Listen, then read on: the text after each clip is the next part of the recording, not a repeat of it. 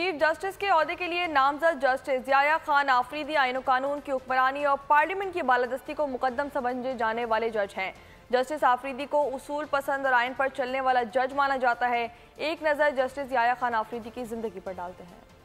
خیبر پختونخوا سے تعلق رکھنے والے جسٹس ضیاء خان آفریدی 23 جنوری 1965 کو ڈیرہ اسماعیل خان میں پیدا ہوئے۔ قانون کی ابتدائی تعلیم پاکستان سے حاصل کرنے کے بعد برطانیہ کی کیمبرج یونیورسٹی سے اعلیٰ تعلیم حاصل کی۔ جسٹس آفریدی نے درس و تدریس سے وابستہ رہنے کے ساتھ بطور پروفیشنل وکیل عملی زندگی کا آغاز کیا۔ Justice Afridi additional advocate general Khyber Pakhtunkhwa بھی رہے۔ 2010 میں ایڈیشنل جج پشاور ہائی کورٹ تعینات ہوئے۔ 2012 میں پشاور ہائی کورٹ میں مستقل جج بنے۔ 2016 میں پشاور ہائی کورٹ کے چیف جسٹس مقرر ہوئے۔ جسٹس ضیاء خان آفریدی کو 2018 میں سپریم کورٹ میں لایا گیا۔ جسٹس ضیاء خان آفریدی نے متعدد اہم فیصلے تحریر کیے۔ قاضی فائز عیسیٰ کے خلاف صدارتی ریفرنس کی مخالفت کی۔ تاہم قاضی فائز عیسیٰ کی دائر درخواست کی مخالفت کرتے ہوئے فیصلہ دیا کہ سپریم کورٹ کے جج کا 184(3) کی درخواست دائر کرنا نہیں بنتا۔ پی ڈی ایم حکومت کے خلاف ڈی چوک پر کیے گئے پی ٹی آئی کے احتجاج پر بانی تحریک انصاف کے خلاف توہین عدالت کی کارروائی کا فیصلہ دیا۔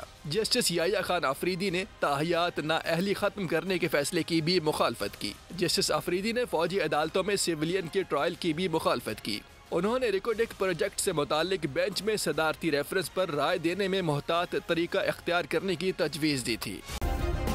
سبسکرائب کریں اور بیل دبائیں تاکہ کوئی خبر رہ نہ جائے۔